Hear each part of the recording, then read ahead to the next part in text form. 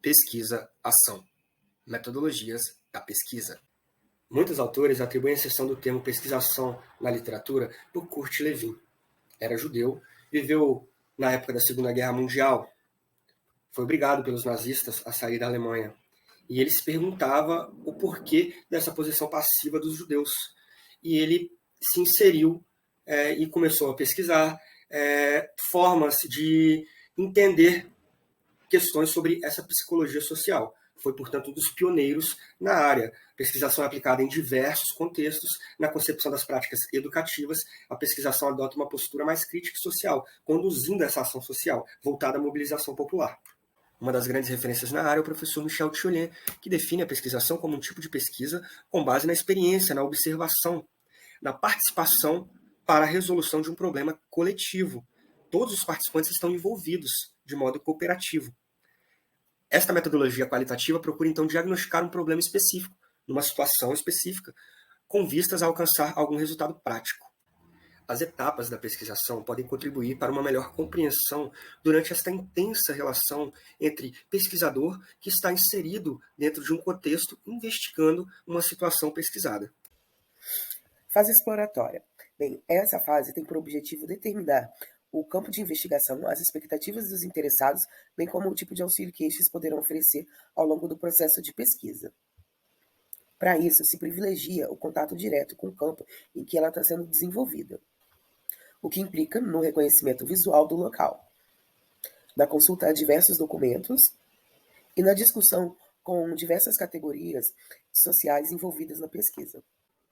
A formulação do problema se dá logo após a fase exploratória. É aqui que se procura garantir que o problema seja definido com maior precisão, e é onde os problemas referentes a como se fazer as coisas são priorizados. Sem esse objetivo de solucionar os problemas práticos, a pesquisação não teria nenhum sentido e também seria difícil conseguir a participação dos interessados. Na etapa de construção de hipóteses, é onde nós vamos privilegiar a construção de hipóteses expressas em termos claros, de forma concisa, sem ambiguidade gramatical, que possibilitem a verificação empírica.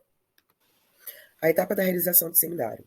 Bem, é nessa etapa que se reúnem os principais membros da equipe, como pesquisadores, membros significativos e outros grupos interessados na pesquisa. Nesse momento, se recolhem as propostas dos participantes, bem como as contribuições dos especialistas convidados, e se busca, através de discussão, a aprovação e elaboração de diretrizes para a pesquisação. Seleção da amostra. Nessa etapa, é importante que o pesquisador observe duas situações. Se o seu universo de investigação for geograficamente concentrado e pouco numeroso, convém que seja pesquisado todos os elementos. Isso vai ser importante para garantir a conscientização e a mobilização da população em torno da proposta de ação envolvida pela pesquisa. Contudo, se o universo for numeroso e esparso, é melhor que essa seleção seja feita através de uma amostra por meio de procedimentos estatísticos, para poder garantir que não exista a neutralização do efeito da conscientização que é pretendido nessa investigação.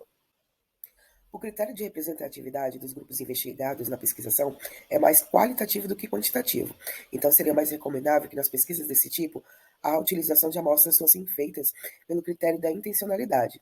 Os indivíduos selecionados, com base em certas características tidas como relevantes pelos pesquisadores e participantes, mostram-se mais adequados para a obtenção de dados numa pesquisação.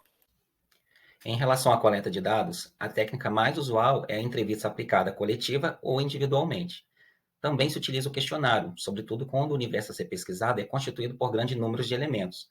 Outras técnicas aplicáveis são a observação participante, a história de vida, a análise de conteúdo e o sociodrama.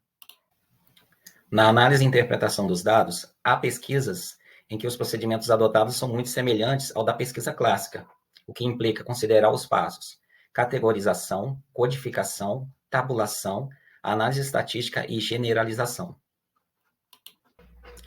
Há, porém, pesquisa em que se privilegia a discussão em torno dos dados obtidos, de onde decorre a interpretação de seus resultados, com a participação de pesquisadores, participantes e convidados.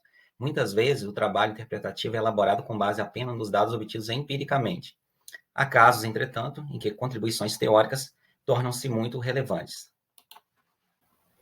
Em relação à elaboração do plano de ação, isso implica a elaboração de um plano ou projeto que indique quais os objetivos que se pretende atingir, a população a ser beneficiada, a natureza da relação da população com as instituições que serão afetadas, a identificação das medidas que podem contribuir para melhorar a situação, os procedimentos a serem adotados para assegurar a participação da população e incorporar suas sugestões e a determinação das formas de controle do processo e de avaliação de seus resultados.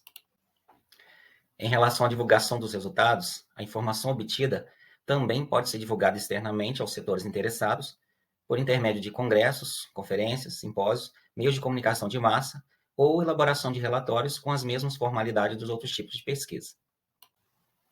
Aqui estão as referências que foram utilizadas para a realização deste trabalho. Nosso grupo, Ana Paula, eu, Otoniel e o Tiago. Muito obrigado.